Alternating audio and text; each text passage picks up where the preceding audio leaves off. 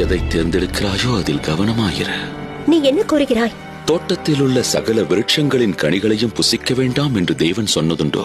நாங்கள் தோட்டத்தில் விருட்சங்களின் கனிகளை புசிக்கலாம். ஆனாலும் தோட்டத்தின் நடுவில் உள்ள விருட்சத்தின் கனிகளை குறித்து தேவன் நீங்கள் சாகாத படிக்க அதை தொடவும் புசிக்கவும் வேண்டாம் என்றார். நீங்கள் சாகவே சாவதில்லை. நீங்கள் இதை புசிக்கும் நாளிலே உங்கள் கண்கள் திறக்கப்படும் என்றும் நீங்கள் நன்மை தீமை அறிந்து தேவர்களைப் போல் இருப்பீர்கள் என்றும் தேவன் அறிவார்.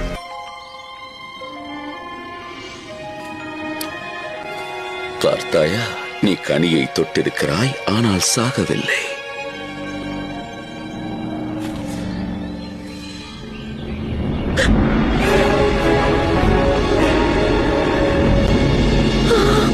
ஏவாள், என்ன ஆயிற்று?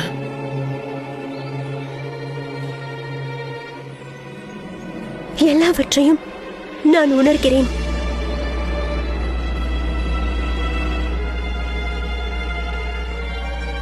தேவன் இதை புசிக்க வேண்டாம் என்று நான் அறிவேன் ஆதாம், நான் அறிவேன்.